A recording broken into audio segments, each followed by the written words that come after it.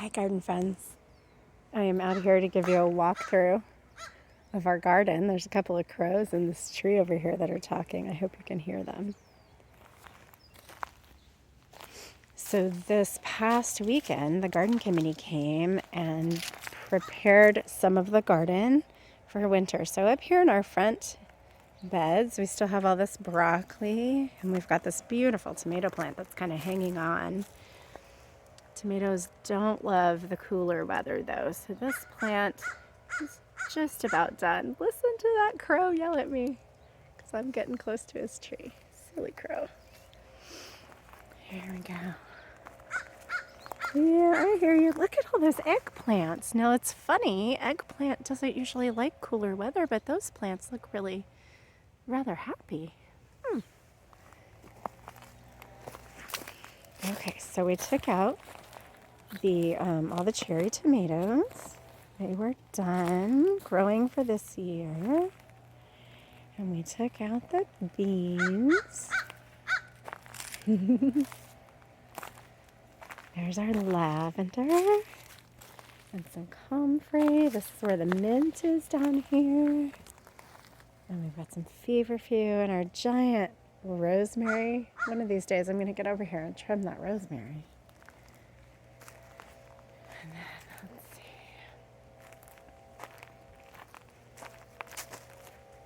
There's our strawberry bed. The strawberries are really loving the cooler weather. It's kind of exciting to see how many strawberries there are. Look at that one solid white. There's so many strawberries right now. Hopefully they will ripen quickly before it gets too cold. There's a little bee. Hi, pollinator. Hi, Mr. Bee. How you doing? Thanks for pollinating. Here's our beets. Look at the beets down here.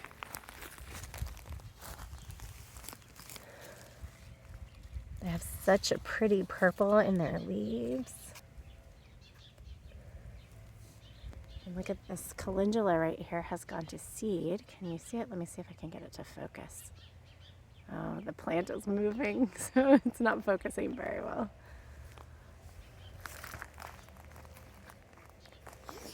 Oh, you know what? I called that calendula. I think that might be the buckwheat. Yeah, that's buckwheat. Sorry. I mix up my plants sometimes. Here's our kale. Look at how tall the kale is. And the zinnias are kind of blocking our pathway, but they sure are pretty. Look at that one. Isn't that a nice color? Hold still, zinnia, so I can see you. And we still got this beautiful chard up here. And then our herbs. So here's our cilantro. And then there's our parsley and our basil. They are really enjoying the cool weather. Oh, here's our younger kale. So you can see this is one of our older kale plants there that's taller. And then this is the younger kale. It's a different type of kale too. So the leaves are a little different.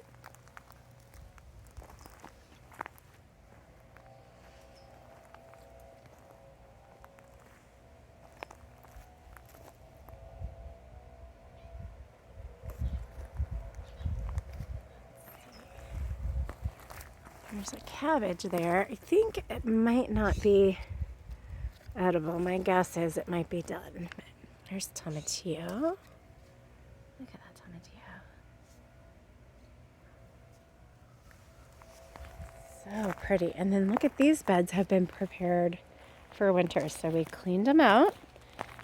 And we're going to plant what we call a cover crop that will help enrich the soil. So remember that plants are getting their nutrients from the ground.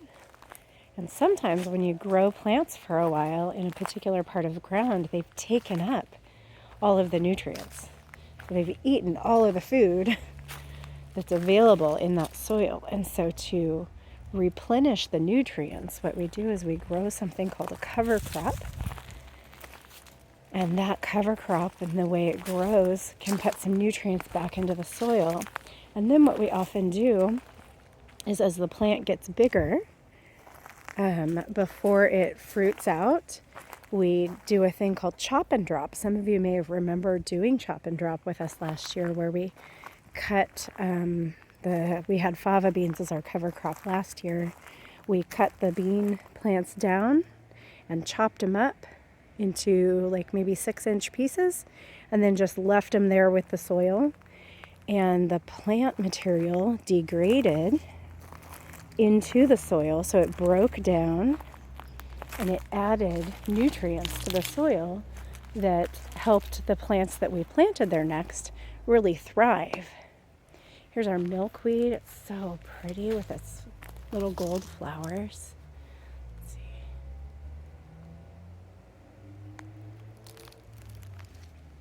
So one of the things that the garden committee did is they moved the 2 black composters from one side to the other. And you can see, look at all this wonderful compost. So remember, compost is made by the breakdown of organic components like plants and paper. You can see some eggshells. All of those things together break down into really great, nutritious soil. I wonder if my friends remember the fun acronym for what helps things break down. Remember the FBI of the garden? It's fungus, bacteria, and invertebrates. Those are the things that act on organic material to help break it down. All right, garden friends, there is a view of our garden prepared for winter, or maybe partially prepared for winter, because we do have a few other plants here that we might need to pull out. But we got a really great start on it. The garden committee is amazing. If you know those garden committee members, Mr. Michael and Miss Shannon and Mr. Jesse and Charlotte, Mrs. Straub, and Mrs. Lundy. They were all here. I hope I didn't leave anybody out. I'm trying to remember. I think Tegan and Rebecca, the other garden committee folks, weren't able to come that day, and I wasn't able to come that day either because I was celebrating my mom's 80th birthday. Look at that big fat bumblebee. Do you see him? Let's see if I can get him on video before I sign off. Come here, dude. It's a really big fat bumble. Come here. Oh, he keeps flying further away. All right. Well, hopefully. Oh, there's a butterfly too. Oh my gosh. Are you going to come land on something? Come here. Hold still. Can you see it? It's flying really fast, so I don't know that you can see it. Oh, it landed. It landed for us. Do you see it right there on that pink flower? Oh, whoops. There it went. Well, I hope you got a shot of it. All right, friends. Get outside and enjoy nature this week, okay?